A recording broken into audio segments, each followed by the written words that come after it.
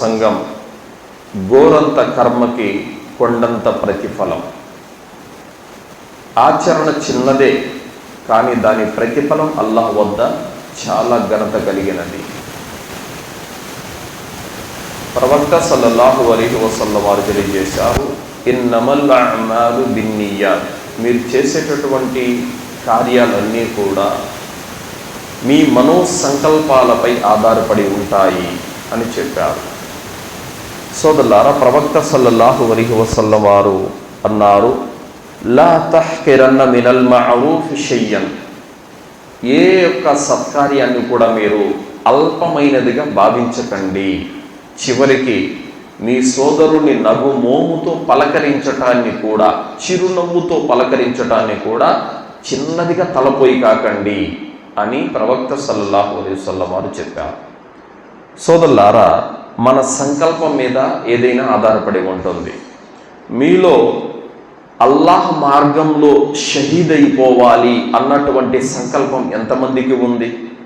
నిజంగానే ఎవరికైనా నేను అల్లాహ్ మార్గంలో మరణించాలి, వీర మరణం పొందాలి, చనిపోవాలి అన్నటువంటి కోరిక మీలో కనుక నిజంగా ఉంటే కనుక మీరు మంచం మీద మరణించినా సరే మీరు అమర వీరత్వం పొందిన దాని కిందే లెక్క. ఆ యొక్క సవాబ్ మీకు దొరికిపోతుంది. సోదరులారా, సహీ ముస్లిం, అబూ దావుద్ ఈ రెండు హదీసు గ్రంథాల్లో ఉమ్మే వరకా రదియల్లాహు అన్హా గురించి వచ్చింది. ఈమె ఒక అన్సారియా మహిళ. ప్రవక్త ముహమ్మద్ సల్లల్లాహు అలైహి వసల్లం వారు మక్కా విడిచిపెట్టి మదీనాకు వస్తున్నారని తెలియగానే ఎంతో సంతోషంతో ఎదురు చూస్తున్నటువంటి వేలాది మంది ముస్లింలలో ఉమ్మే వరకా రదియల్లాహు అన్హా కూడా ఒకరు. ప్రవక్త సల్లల్లాహు అలైహి వసల్లం రాక ముందే ఆమె ఇస్లాం స్వీకరించింది. అల్హమ్దులిల్లా, ఖురాన్ గ్రంథాన్ని కంఠస్థం చేసింది. అల్హమ్దులిల్లా, చాలా గొప్ప విద్యావంతురాలు, తక్వాపరురాలు, సదాచరణ కలిగినటువంటి స్త్రీ. ప్రవక్త ముహమ్మద్ సల్లల్లాహు అలైహి వసల్లం వారు ఆమెను ధార్మికంగా ఎంతగానో మెచ్చుకున్నారు, ఎంతగానో కొనియాడారు.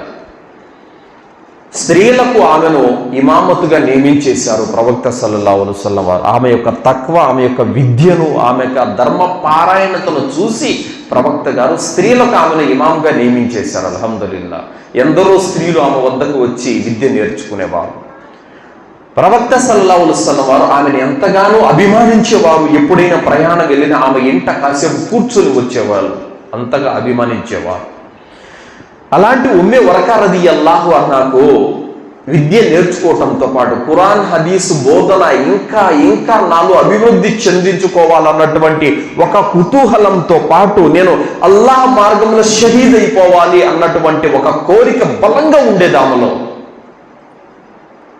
ఈ విషయమే ప్రవక్త సల్లల్లాహు అలైహి వసల్లం వారు బద్ర్ సంగ్రామానికి బయలుదేరుతున్నటువంటి తరుణంలో అల్లాహ్ యొక్క ప్రవక్త, బద్రు యుద్ధానికి నేను కూడా వస్తాను మీతో పాటు, సైనికులకి గాయాలైతే నేను కట్లు కడతాను, మందు రాస్తాను, నీళ్లు ఇస్తాను, సేవ చేస్తాను. నాకు అల్లాహ్ మార్గంలో చనిపోవాలన్నటువంటి కోరిక నాకు బలంగా ఉంది ప్రవక్త, దయచేసి నా కోరికను మన్నించండి అడిగింది. ప్రవక్త ముహమ్మద్ సల్లల్లాహు అలైహి వసల్లం వారు, ఉమ్మే వరకా, నువ్వు నీ ఇంట్లోనే ఆగిపో, నువ్వు యుద్ధానికి రావద్దు అని చెప్పారు. ప్రవక్త సల్లల్లాహు అలైహి వసల్లం వారి యొక్క మాట మీద గౌరవంతో, విధేయతతో ఆమె ఇంట్లోనే ఆగిపోయింది. అల్హమ్దులిల్లా, కొంతకాలానికి మళ్ళీ ఒక యుద్ధం సన్నాహాలు జరుగుతూ ఉంటే అప్పుడు కూడా అల్లాహ్ యొక్క ప్రవక్త, నేను మీతో పాటు యుద్ధానికి వస్తాను, వీరత్వం పొందాలన్నటువంటి కోరిక నాది, నేను అల్లాహ్ మార్గంలో షహీద్ అయిపోవాలి, యుద్ధానికి వస్తే తప్ప నేను ఇంక వేరే మార్గంలో షహీద్ అయిపోయే అవకాశం నాకు లేదు ప్రవక్త, దయచేసి నా కోరికను మన్నించండి అని ఎంతగానో బతిమలాడుకుంటుంది. ఆ సందర్భంగా ప్రవక్త సల్లల్లాహు అలైహి వసల్లం వారు కొందరి సహచరులను వెంటబెట్టుకొని ఉమ్మే వరకా రదియల్లాహు అన్హా ఇంటికి వెళ్ళారు. అక్కడ కాసేపు కూర్చున్నారు. ఉమ్మే వరకా రదియల్లాహు అన్హా యొక్క ధార్మికతను గురించి సహాబీలకు చెప్పారు. ఆ సందర్భంగా ప్రవక్త గారు అన్నారు, ఉమ్మే వరకా, అల్లాహ్ సుబ్హానహు వ తఆలా నీ మొరను విన్నాడు, నీ మొరను విన్నాడు. నువ్వు ఏదైతే షహీద్ అయిపోవాలనుకుంటున్నావు అల్లాహ్ మార్గంలో, ఆ షహాదత్ అల్లాహ్ నీకు ప్రసాదించాడు. అల్లాహ్ నా వద్దకు వహీ పంపాడు. నువ్వు అమరత్వం పొందుతావు.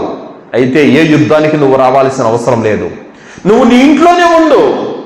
నీ ఇంట్లో ఉండగానే అల్లాహ్ సుబ్హానహు వ తఆలా నీకు షహీద్ దర్జాని చేస్తాడు. నువ్వు అల్లాహ్ మార్గంలో షహీద్ అయిపోతావు. నువ్వు అమరత్వం పొందుతావు. నీ ఇంట్లోనే ఉండు అని చెప్పారు ప్రవక్త సల్లల్లాహు అలైహి వసల్లం వారు. సోదరులారా, ప్రవక్త ముహమ్మద్ సల్లల్లాహు అలైహి వసల్లం వారు చనిపోయారు. తర్వాత అబూబకర్ రదియల్లాహు అన్హు వారు ఖలీఫా అయ్యారు. ఆయన కూడా కన్ను మూశారు, వెళ్ళిపోయారు. ఉమర్ బిన్ ఖత్తాబ్ రదియల్లాహు అన్హు వారి యొక్క పరిపాలనా కాలం వచ్చింది. ఆ సమయంలో అందరూ కూడా ఎదురు చూస్తున్నారు. ఉమ్మే వరకా రదియల్లాహు అన్హు వారు వారి ఇంట్లో ఉండగానే షహీద్ అయిపోతారని ప్రవక్త గారు అన్నారు. ఎలా సాధ్యం? అది ఎలా జరుగుతుంది? ఇంట్లో ఉండగానే ఆమెకి ఏ విధంగా అమరత్వం పొందుతుంది? అందరిలో ఒక విధమైనటువంటి ఆశ్చర్యం, కుతూహలం. ఎలా జరుగుతుంది అని ఆశ్చర్యంతో ఎదురు చూస్తున్నారు అందరూ.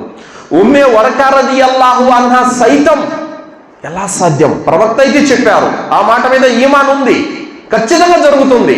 కానీ ఎలా జరుగుతుంది అన్నటువంటి ఆశ్చర్యం అందరిలోనూ, అదే కుతూహలం ఉంది.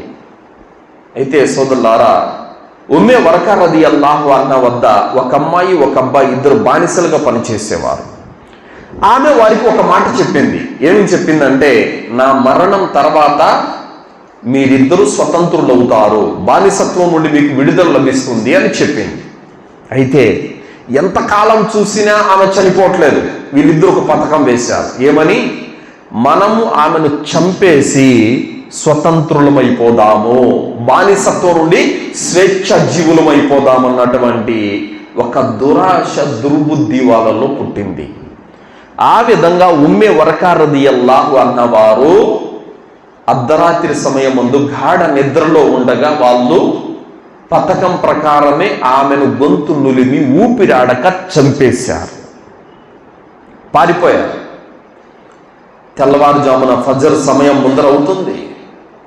ఇరుగు పొరుగు అందరూ కూడా అందమైనటువంటి స్వరం కోసం ఎదురు చూస్తున్నారు. ప్రతిరోజు ఫజర్ ముందర ఉమ్మే వరకా రదియల్లాహు అన్హా ఖురాన్ పారాయణం జరపటం, ఆ మధురమైనటువంటి స్వరం ఇరుగు పొరుగు వింటారు ప్రతిరోజు. కానీ ఈరోజు ఫజర్ సమయం అయిపోయింది, సూర్యుడు ఉదయిస్తున్నాడు, అయినా కూడా ఉమ్మే వరకా ఇంట్లో నుంచి ఎలాంటి శబ్దం రావడం లేదు. అనుమానం కలిగింది.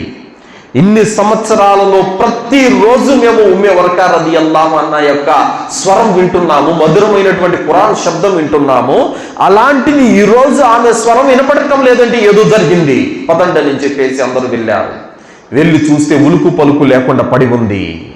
ఉమర్ బిన్ ఖత్తాబ్ రదియల్లాహు అన్హు వారికి తెలియజేశారు, ఖలీఫా గారు ఆమె చనిపోయిందని చెప్పేసి. అనుమానం కలిగింది, బానిసలు కనిపించటం లేదు. ఎంక్వైరీ చేయించారు ఉమర్ రదియల్లాహు అన్హు వారు. ఎంక్వైరీ చేస్తే ఒక చోట దొరికారు. విచారించగా తప్పు ఒప్పుకున్నారు, మేము చంపేశాం పథకం ప్రకారం అని చెప్పేసి ఒప్పుకున్నారు. వారిద్దరికీ మరణ దండన విధించడం జరిగింది. ఉమర్ రదియల్లాహు అన్హు వారు, ప్రజలారా చూశారా, ఉమ్మే వరకా రదియల్లాహు అన్హా వారికి ఇంట్లో ఉండగానే అల్లాహ్ సుబ్హానహు వ తఆలాకి షహాదత్ ఇస్తానని చెప్పేసి వహీ పంపాడు. అల్లాహ్ మాట, ప్రవక్త మాట సత్యమైంది, అల్హమ్దులిల్లా. ఈ విధంగా ఉమ్మే వరకా రదియల్లాహు అన్హా వారు యుద్ధానికి వెళ్లకుండానే ఇంట్లో ఉండగానే అమరత్వం పొందారు, వీర మరణం పొందారు. సోదరులారా, చెబుతున్నటువంటి మాట ఏమిటంటే, మనలో గనక నిజంగానే ఈ యొక్క కోరిక బలంగా ఉంటే అల్లాహ్ సుబ్హానహు వ తఆలా మనము పడక మీద చనిపోయినా కూడా వీర మరణం పొందినట్టే, అల్లాహ్ మార్గంలో షహీద్ అయిపోయినట్టే. ఒక సహాబీ గురించి వస్తుంది. తహజ్జుద్ నమాజుకి లేయాలని సంకల్పం చేసుకుని అనుకున్నాడు, కానీ లేయలేకపోయాడు. ప్రవక్త గారు అన్నారు, నువ్వు తహజ్జుద్ చదవకపోయినా చదివినంత పుణ్యం నీకు లభించింది, ఎందుకంటే నియత్ పెట్టుకున్నావు కదా. కాబట్టి సోదరులారా, హజ్జుకి వెళ్ళడానికి మీకు స్తోమత లేదు, కానీ నియత్ పెట్టుకోండి. ఉమ్రాకి వెళ్ళడానికి మీకు స్తోమత లేదు, నియత్ పెట్టుకోండి. అల్లాహ్ మార్గంలో ఖర్చు చేయడానికి స్తోమత లేదు, కానీ నియత్ పెట్టుకోండి. నియత్ పెట్టుకోవడానికి ఖర్చు అయితే ఏం కాదు కదా. చిత్తశుద్ధితో కూడినటువంటి వజ్ర సంకల్పంతో కూడినటువంటి నియత్ పెట్టుకోండి. ఆ కార్యం నెరవేరకపోయినా కూడా అల్లాహ్ సుబ్హానహు వ తఆలా దానికి ప్రతిఫలం ఇస్తాడు. అల్హమ్దులిల్లాహ్. నియత్ చిన్న కర్మ, కానీ దాని ప్రతిఫలం ఎంతది? చాలా గొప్పది. అల్హమ్దులిల్లాహ్.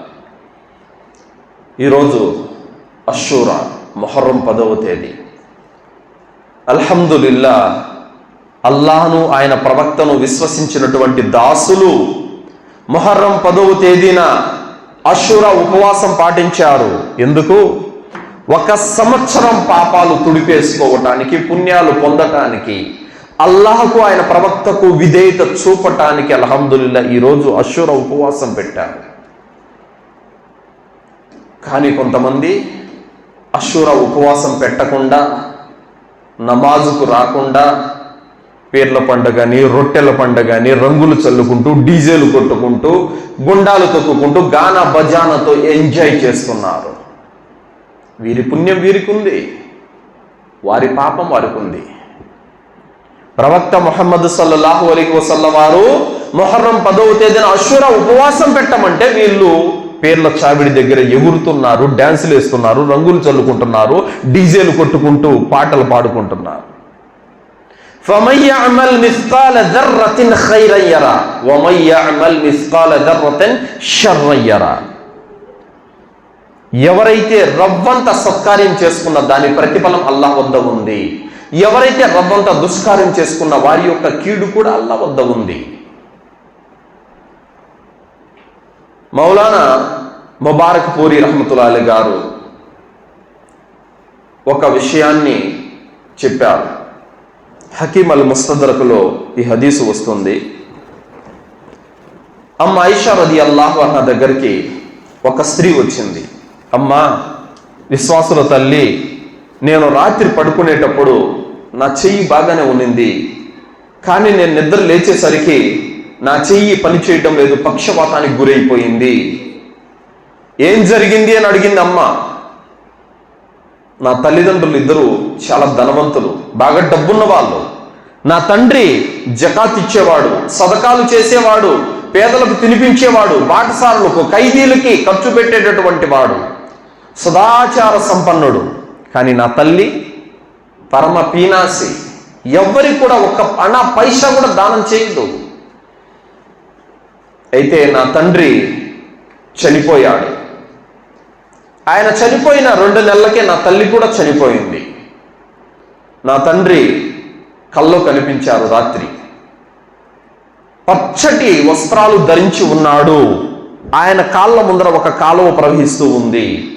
ఆ నీళ్లు త్రాగుతూ ఆయన ఎంతో సంతోషంగా ఉన్నాడు. నాన్న, ఏమిటి నీ పరిస్థితి అని నేను అడిగాను. సదాచరణ చేసినందుకు గాను అల్లాహ్ సుబ్హానహు వ తఆలా నాకు ఈ ప్రతిఫలాన్ని ప్రసాదించాడు అని మా నాన్న సమాధానం ఇచ్చాడు. మరి అమ్మేది నాన్న? మీ అమ్మ చనిపోయిందా? అవును నాన్న, మీరు చనిపోయిన 2 నెలలకే మా అమ్మ కూడా చనిపోయింది. అయితే నాతో లేదు, ఎడమ వైపు వెతుకు, అక్కడ ఉంటుందేమోనని చెప్పాడు ఆయన.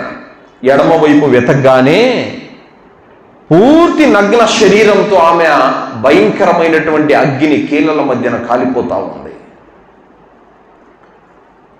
ఆమె శరీరం మీద ఎలాంటి వస్త్రం లేదు, నడుముకు కేవలము అతుకులు ఉన్నటువంటి చిరిగిపోయిన ఒక ముతక మాసిపోయిన బట్ట కొంచెం ఉంది.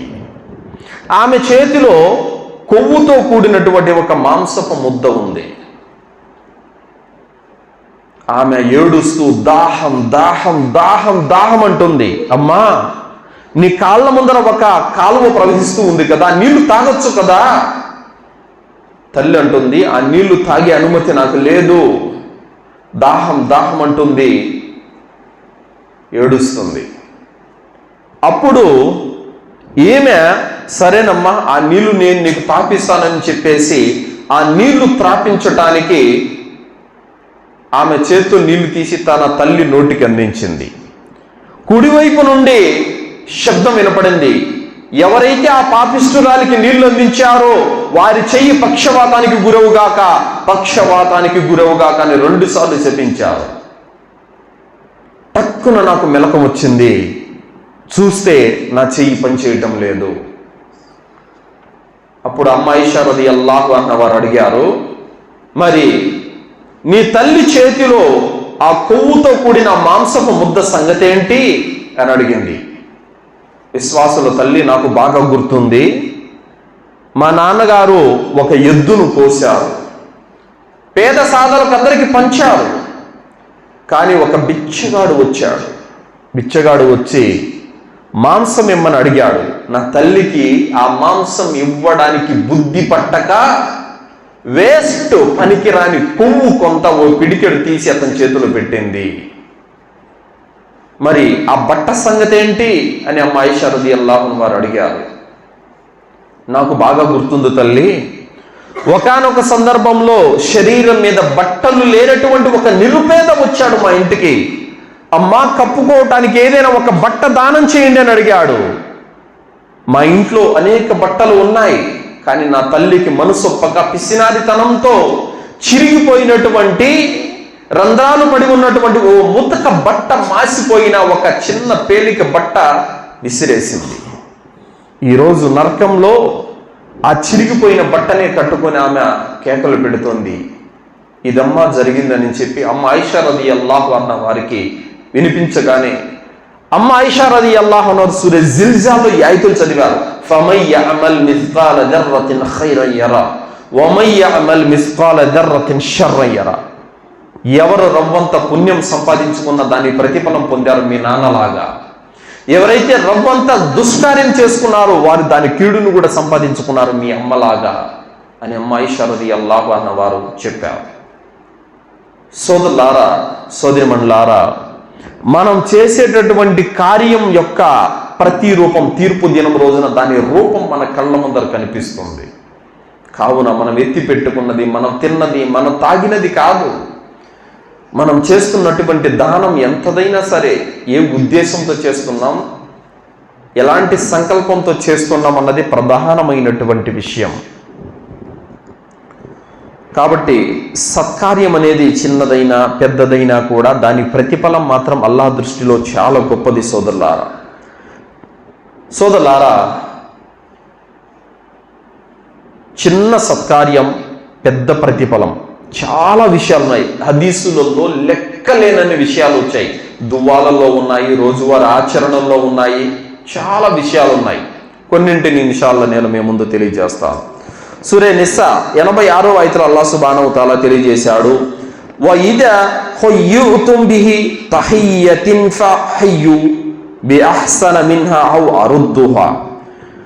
ప్రజలారా, మీకు ఎవరైనా సలాం చేసినప్పుడు అతి ఉత్తమోత్తమైన రీతిలో మీరు సలాముకు జవాబు ఇయ్యండి, లేదా అదే రీతిలోనైనా మీరు సలాముకు జవాబు పలకండి అని అల్లాహ్ సుబ్హానహు వ తఆలా తెలియజేశారు. సోదరులారా, దైవ ప్రవక్త ముహమ్మద్ సల్లల్లాహు అలైహి వసల్లం వారు ఈ సలాం యొక్క పుణ్యాల గురించి చెప్పారు. ఒక వ్యక్తి వచ్చాడు, అస్సలాము అలైకుం అన్నారు, ఆషరా 10 అన్నారు. ఇంకో వ్యక్తి వచ్చాడు, అస్సలాము అలైకుం వరహ్మతుల్లా అన్నారు, 20 అన్నారు. మరో వ్యక్తి వచ్చాడు, అస్సలాము అలైకుం వరహ్మతుల్లాహి వబరకాతు 30 అన్నారు. అల్లాహ్ యొక్క ప్రవక్త 10 ఏమిటి, 20 ఏమిటి, 30 ఏమిటి? ఎవరైతే అస్సలాము అలైకుం అన్నారో వారికి 10 పుణ్యాలు లభించాయి. ఎవరైతే అస్సలాము అలైకుం వరహ్మతుల్లా అన్నారో వారికి 20 పుణ్యాలు లభించాయి. ఎవరైతే అస్సలాము అలైకుం వరహ్మతుల్లాహి వబరకాతు అన్నారో వారికి 30 పుణ్యాలు లభించాయి అని అన్నారు.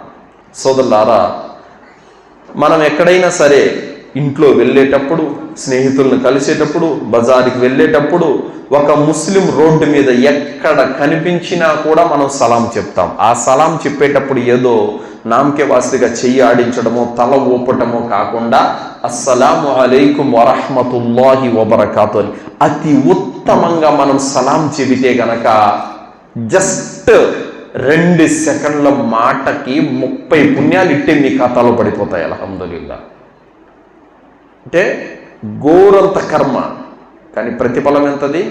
అలా నువ్వు రోజులో ఎన్నిసార్లు సలాం చెప్తావు? ఎన్ని 30లు లెక్కేసుకోండి. మరి అంతటి ఘనత కలిగినటువంటి పుణ్యాన్ని కూడా మనం ఆ సలాం చెప్పే దాంట్లో కూడా సోమరితనం వహిస్తూ చెయ్యాడించడం, తలాడించడం, ఇది పద్ధతి కాదు.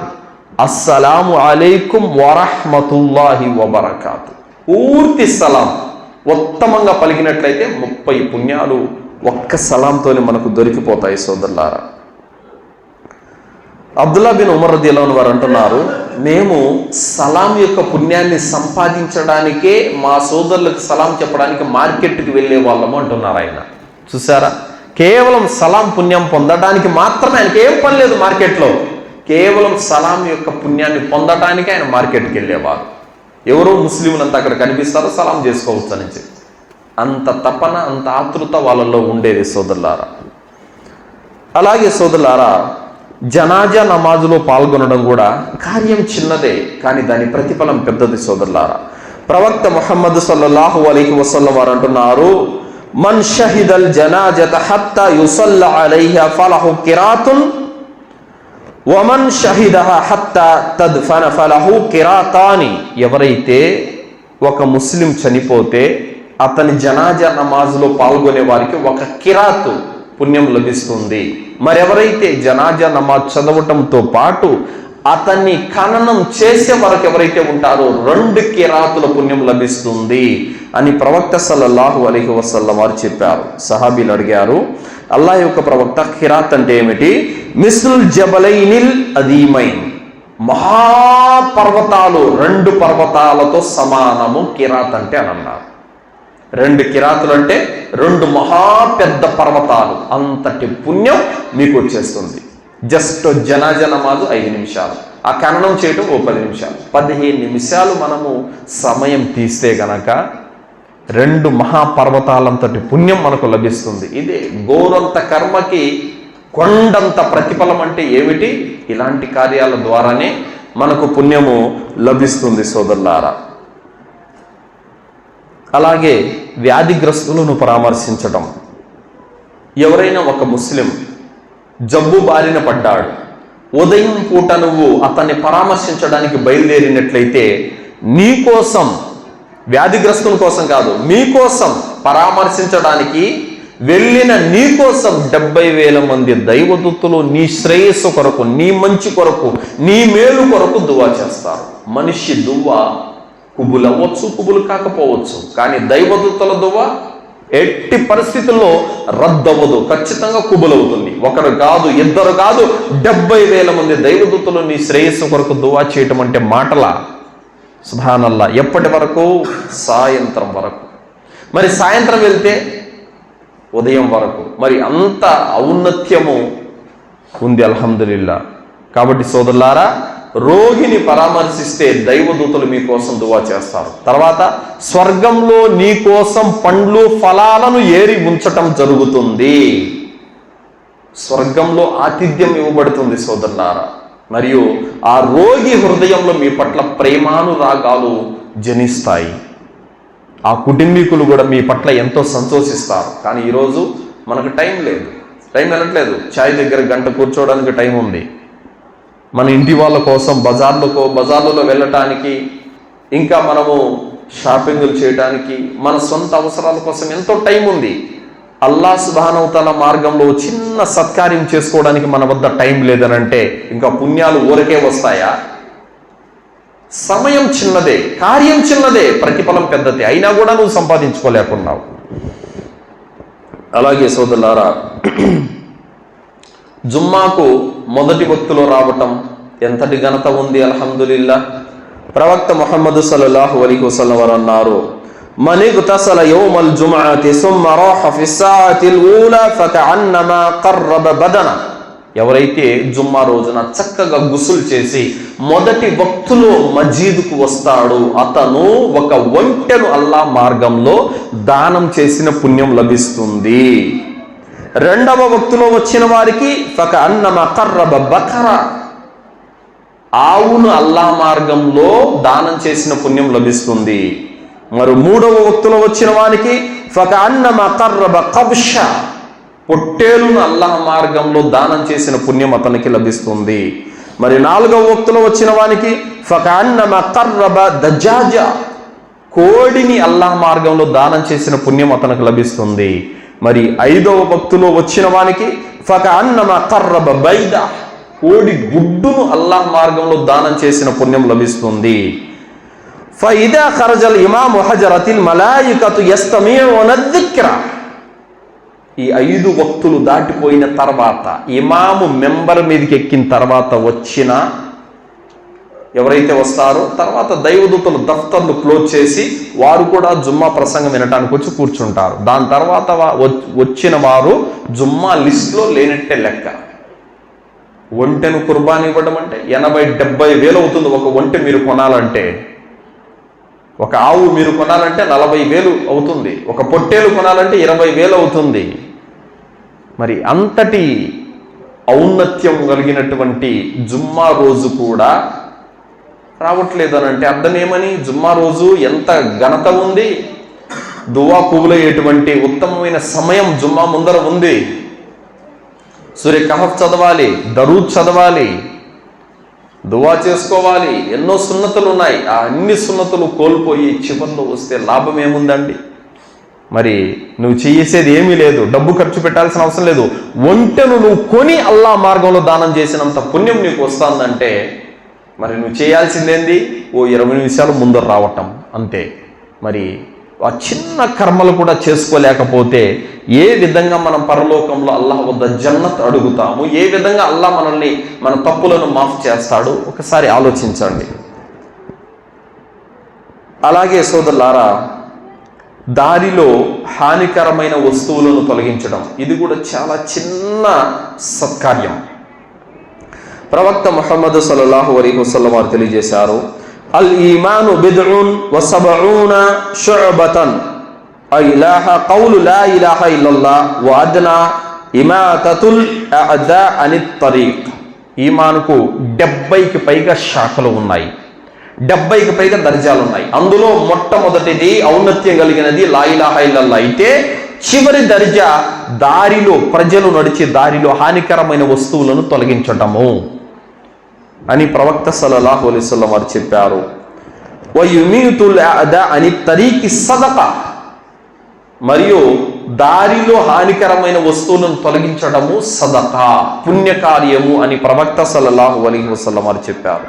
ఒక వ్యక్తి ప్రజలు నడిచే దారిలో ఓ చెట్టు కొమ్మ అలా వంగి ఉంది. అది వచ్చిపోయే ప్రజలకి ఇబ్బందికరంగా మారింది. ఒక ముస్లిం ఏం చేశాడంటే, ఈ చెట్టు కొమ్మ వచ్చిపోయే వారికి చాలా ఇబ్బందికరంగా ఉందని ఆ చెట్టు కొమ్మను నరికేసి పక్కన పడేశాడు.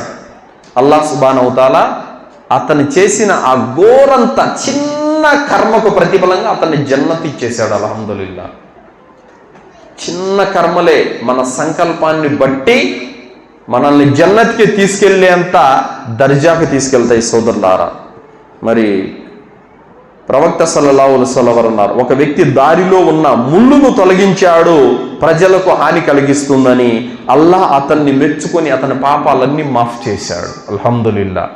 చాలామంది అంటా ఉంటారు క్రైస్తవ సోదరులు, మా యేసు కరుణామయుడు, అల్లాహ్ ఎంతసేపు నరకంలో వేస్తాను, కాలుస్తాను, శిక్షిస్తాను అంటున్నాడు, మా కరుణామయుడు చూడండి అని చెప్పేసి చాలామంది చెప్తూ ఉంటారు.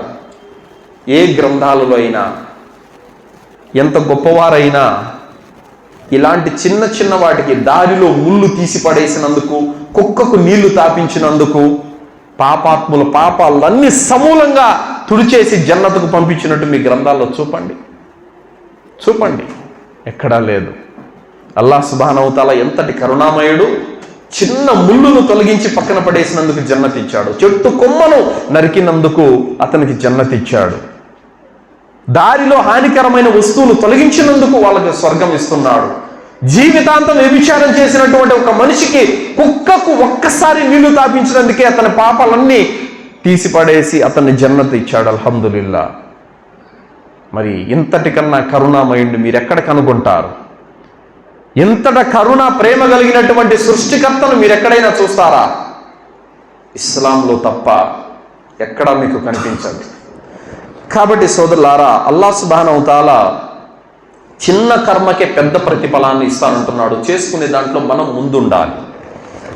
అలాగే ప్రవక్త ముహమ్మద్ సల్లల్లాహు అలైహి వసల్లం వారిపై దరూద్ పఠించడం దాని ఘనత ఏమిటంటే, అల్లాహుమ్మ సల్లి అలా ముహమ్మదిన్ వ అలా ఆలి ముహమ్మద్ కమా సల్లైత అలా ఇబ్రాహీమ వ అలా ఆలి ఇబ్రాహీమ ఇన్నక హమీదుమ్ మజీద్.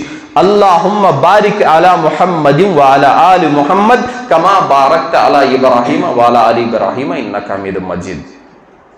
7 లేదా 8 సెకండ్లు దీనికి టైం సరిపోతుంది. ఈ చిన్న దరూద్ చదవటానికి 7 లేదా 8 సెకండ్లు మాత్రమే టైం సరిపోతుంది.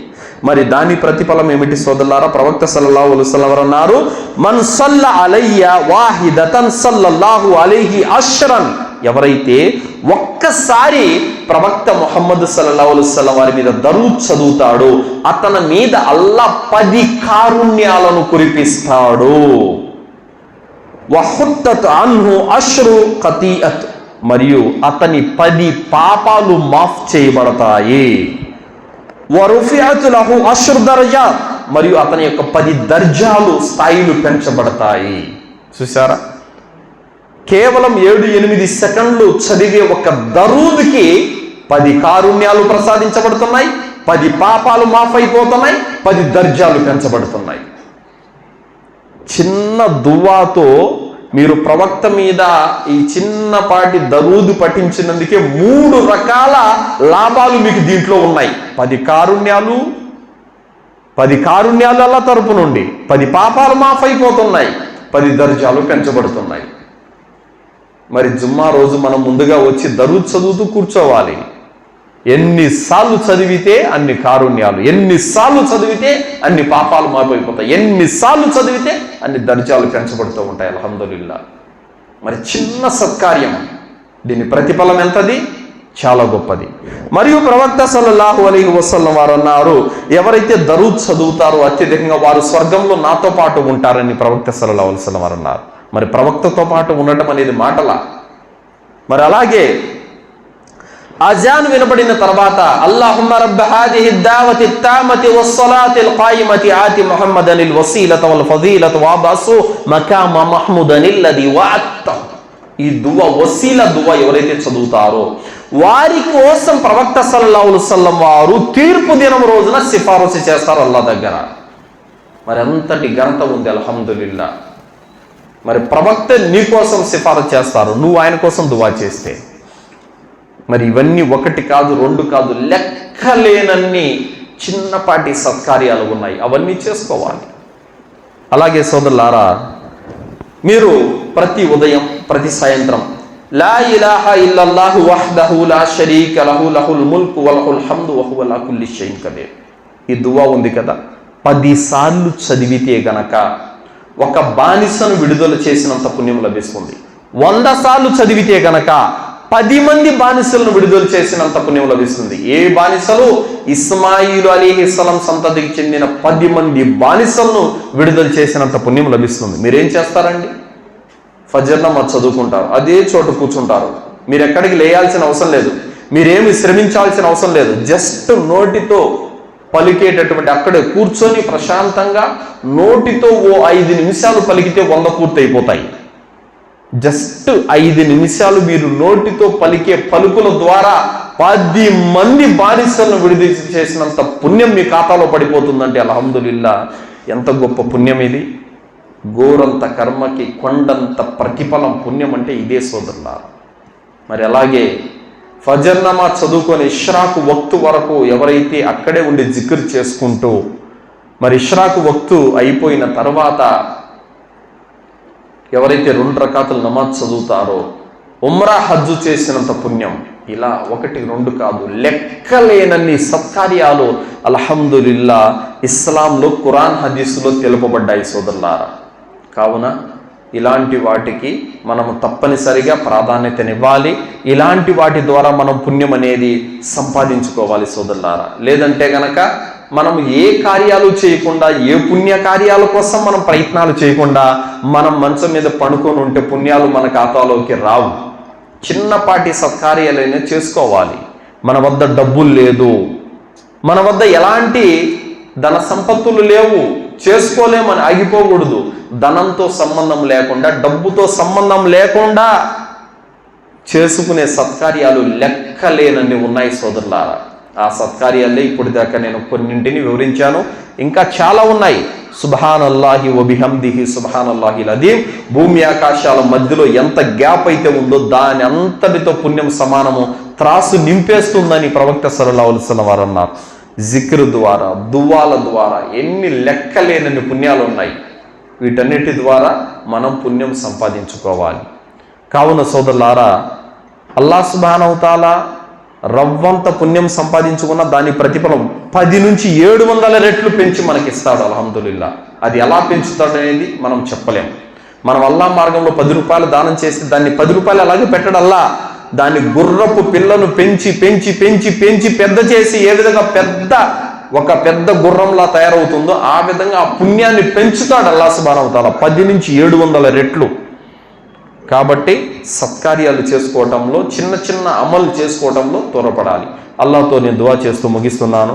విన్నటువంటి విషయాలపైన సదాచరణ చేసే సద్బుద్ధిని అల్లాహ్ మనందరికీ ప్రసాదించుగాక.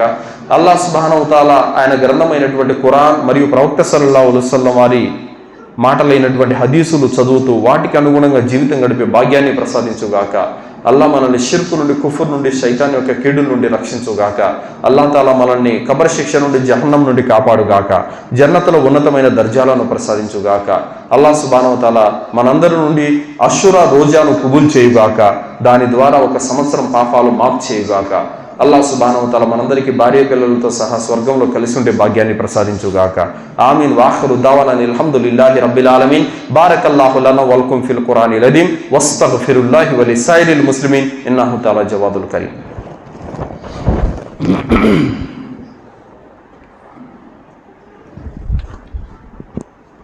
ఇన్నల్ హమ్దులిల్లాహి నహ్మదుహు వ నస్తঈనుహు వ నస్తగ్ఫిరుహు వ ను'మిను బిహి వ నతవక్కలు అలైహి ونعوذ بالله من شرور أنفسنا ومن سيئات أعمالنا من يهده الله فلا مضل له ومن يضلله فلا هادي له وأشهد أن لا إله إلا الله وحده لا شريك له وأشهد أن محمدا عبده ورسوله أما بعد إن الله وملائكته يصلون على النبي يا أيها الذين آمنوا صلوا عليه وسلموا تسليما اللهم صل على محمد وعلى آل محمد كما صليت على إبراهيم وعلى آل إبراهيم إنك حميد مجيد اللهم بارك على محمد وعلى آل محمد كما باركت على إبراهيم وعلى آل إبراهيم إنك حميد مجيد اللهم اغفر للمؤمنين والمؤمنات والمسلمين والمسلمات الأحياء منهم والأموات إنك يا ربنا سميع قريب